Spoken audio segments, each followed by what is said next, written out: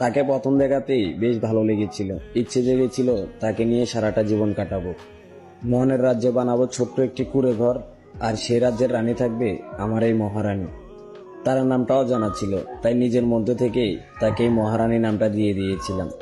কিন্তু কে জানতো এই মহারানী একদিন আমার জীবনে কালনাগিনী হয়ে দাঁড়াবে, ভেঙে দিবে আমার সকল দেখা স্বপ্ন, চুরমার করে দিবে আমার মনের রাজ্যের রাজপ্রাসাদ।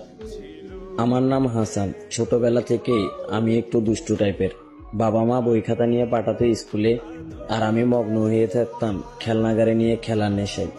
সেই খেলনাগাড়ি নিয়ে খেলতে খেলতে কখন যে আমি একটা বাস্তবে গাড়ির ড্রাইভার হয়ে গেলাম তা আমি নিজেও বুঝতে পারিনি।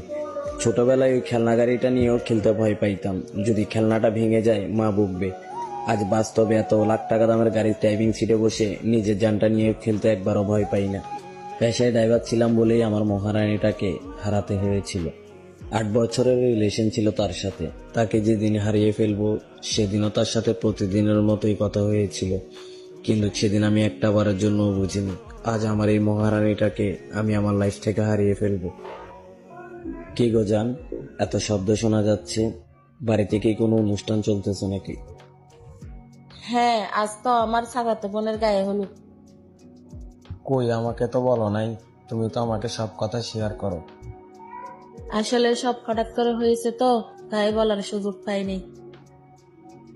আচ্ছা জান, এখন রাখলাম। আজ একটু খুব ব্যস্ত থাকবো। তুমি ভালো থেকো, নিজের খেয়াল রেখো।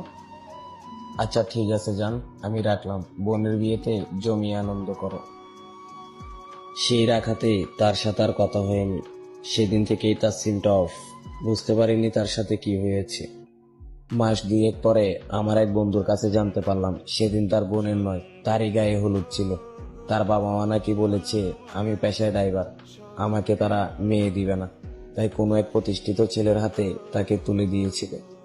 সে চলে যাওয়ার পর ঘুরে গিয়েছিল জীবনের চাকা। নিজেকে ব্যস্ত করে রেখেছিলাম এই গাড়ির নেশাতে। তবে ডিপ্রেশনে ডুবে থাকলেও পায়ের ব্রেকটা অনেকবারই মিস হয়েছে।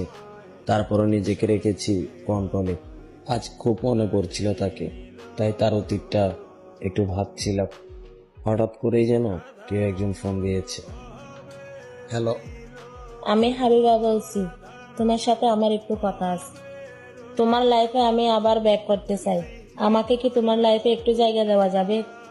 হাই হাই, এ তো দেখি 8 বছর আগে ছেড়ে যাওয়া আমার সেই মহারানী। কি আজ আপনার এই দুর্দশা কেন? ভালো থাকার আশায় না আমাকে ছেড়ে প্রতিষ্ঠিত ছেলের হাত ধরে চলে গিয়েছিলেন, তা সে কোথায় আজ আপনার প্রতিষ্ঠিত হাজবেন্ড? কোনো